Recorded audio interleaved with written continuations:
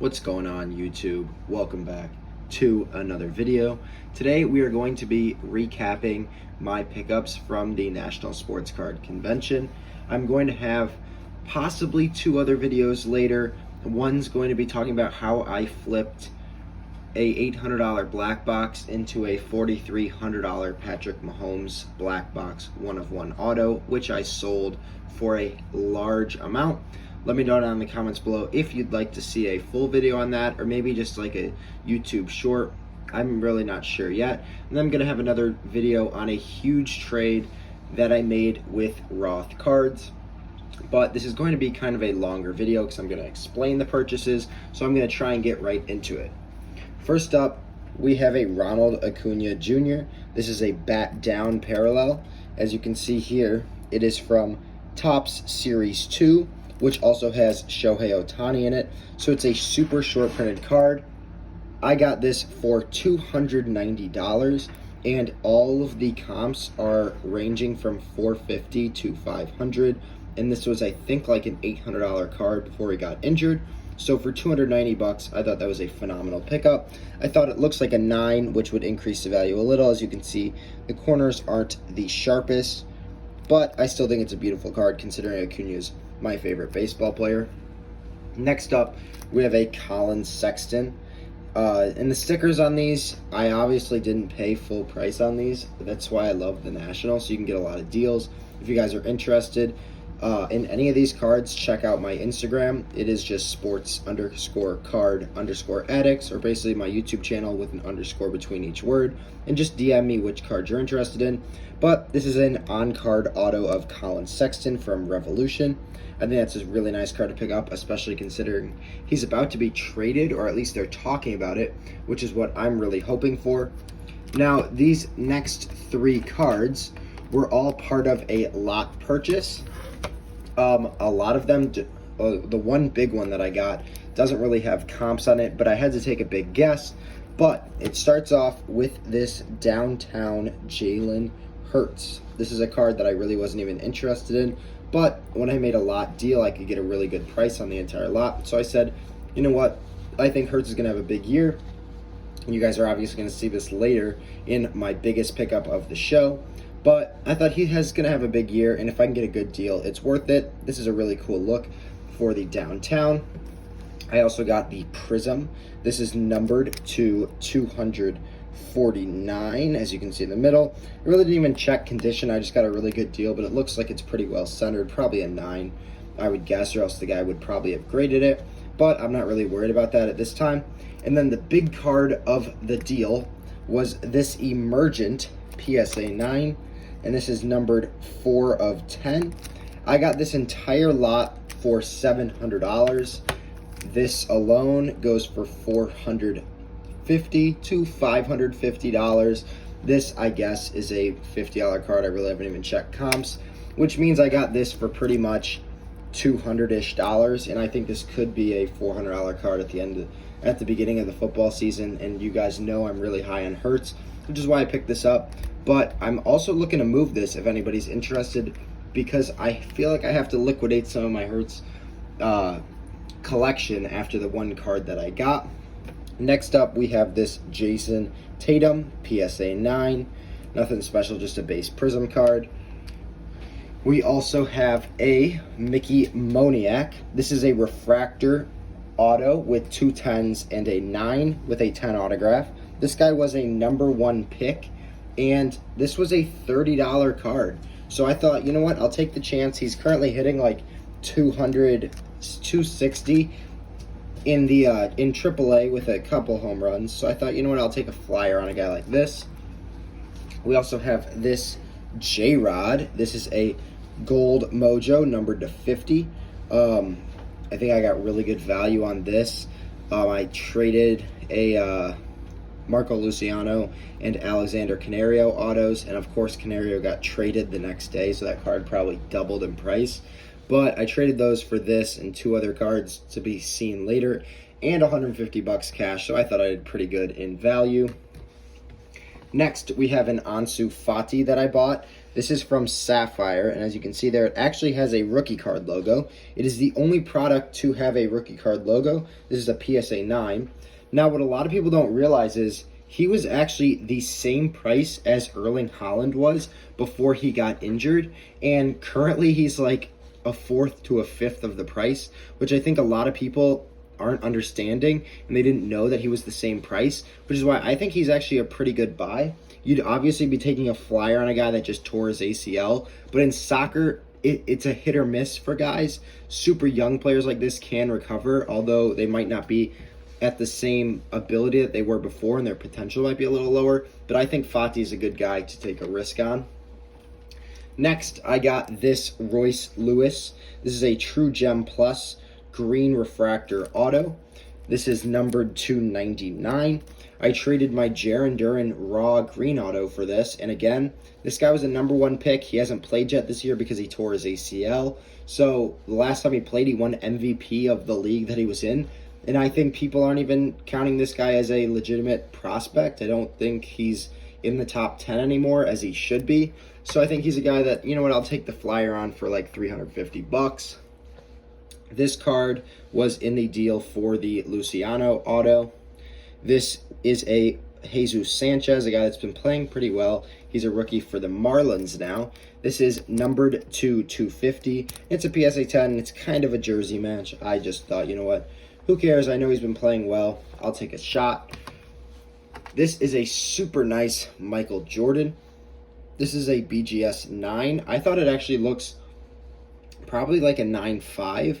I think it looks really clean, and I thought for $70, this is a pretty good pickup considering a PSA 10 goes for $800. If I get lucky and decide to cross, I think this is a card that I could get lucky on. That would be a pretty nice return. But anyways, even if I don't, it's a really nice card from Metal Universe with the Chicago Sears Tower in the background. And considering I live in Chicago, it's a pretty cool card to me. Here we have a Geo Rayna PSA 9. This was $100, I think. And he's a guy that I'm really high on. He's on Dortmund still. He's going to have a larger role this year. I think they're going to be playing him more as an attacking midfielder. He was kind of used as a defensive midfielder last year. I think especially being on the U.S. national team, where they've actually been using him as an attacking midfielder, and he's been playing pretty well and scoring. I think this is a pretty good purchase. I think for $100, that's a low-risk, high-reward type card. I think a lot of people are not talking about him because of the team he's on and who he's playing with in Erling Haaland and Jude Bellingham. And I think people have forgotten how highly touted of a player he was last year before these new guys started to come on. I'm going to leave this card for last just because it's a large one, and that was the big trade that I made. But here we have two Cam Reddishes. These are both silver PSA 9s. They were, I think, $40 a piece. They're going for around $50 a piece, so I thought it's a pretty good deal, especially considering I'm expecting Cam Reddish to have a larger role this year. Whether it's on the Hawks or a different team, I think he might get traded, which I think would only help him, and I think these could be $100 cards if he gets traded, especially to a team where he can start. I think he has shown the ability, especially in his last playoff game where they were eliminated, he's shown the ability that if he gets good minutes, he's a guy that can actually be a very good NBA player and not just a role player. Next, we have a Ronald Acuna Jr. PSA 9. Again, this was $100, and I think that's extremely cheap considering Tatis raw base cards are going for $125. So I sold one of my raw Tatises, made $15 on that deal, then bought this Acuna. So I ended up profiting around, I profited around $15 and got this Acuna in return, which is a pretty nice deal. Next, we have a card that I did not pick up at the National, but it came in during the National, so I'm just going to count it as a pickup. I don't think you guys have seen this. This is a Jadon Sancho Topps Chrome Gold HGA 9.5. I bought this because I did a lot of research on HGA, and I found that they're actually extremely tough graders on surface. Now, as you can see the subgrades there, it does have 10 edges, and it does have a 9 on surface. So I thought, you know what, maybe this is a card that I take the chance on. It looks pretty clean. I think there might be one corner that's not extremely sharp, but I said, you know what, I'll leave it in the HGA case.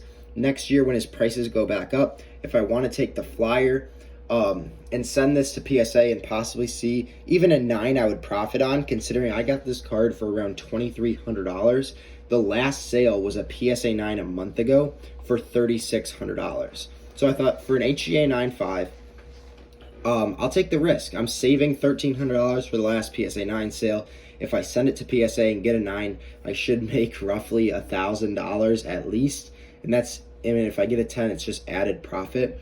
And I think this is a card that I'm going to take the chance on. I think this might be a strategy a lot of people start using, buying these HGA 9.5s and flipping them to PSA, because I think a lot of these cards could be PSA 10s because of how harsh HGA is grading. They're really putting emphasis on that, saying, you know what, any card, it doesn't matter what it is, it doesn't matter if it's a Zion PSA 10.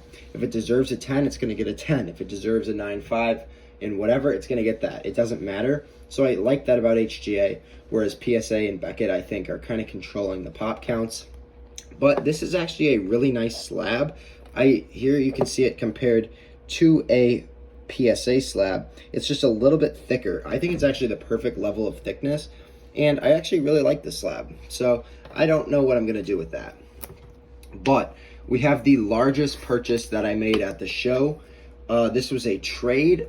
I traded a Luka Doncic.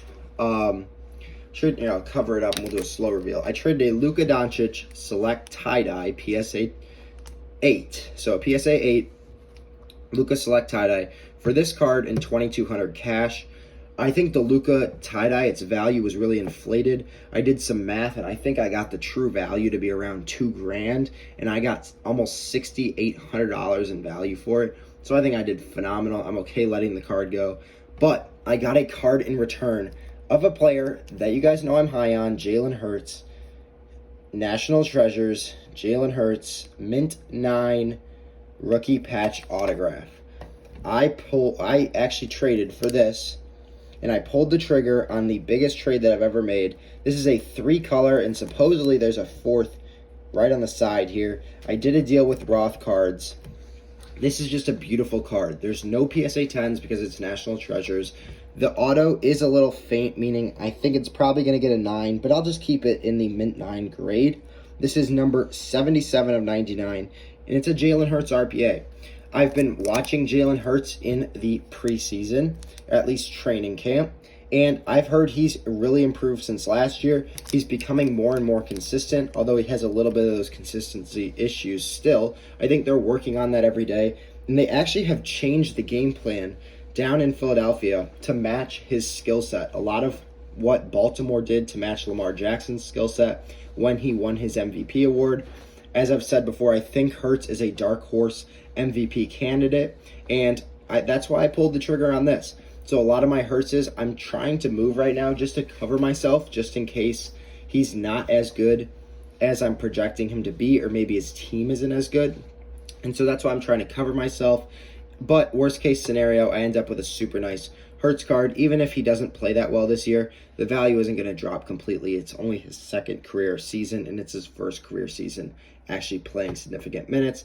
So I don't think I'll do bad. I think I'm, regardless, going to make money on this deal. And I think this could be a card, if everything goes according to my predictions, that's upwards of $20,000 by the end of this year. And that would be phenomenal return on investment. Obviously, I'm not expecting to get that, even if he plays well. And if he doesn't win MVP or the Eagles don't make it to the playoffs, I think this card could still go up in value. I think it could be a $6K card at the end of the year, considering there are no 10s, and this is the highest graded card. So we'll have to see. But these were the 2 big ones. Let me know down in the comments below what you guys think. Do you think I made good purchases? And again, do you want to see more videos on the National, specifically with this trade? I can use some of the footage that Roth uses because I didn't get to record. And do you want me to tell the story of how I made $4,200 on black boxes? Thanks for watching, and I'll see you guys in the next one.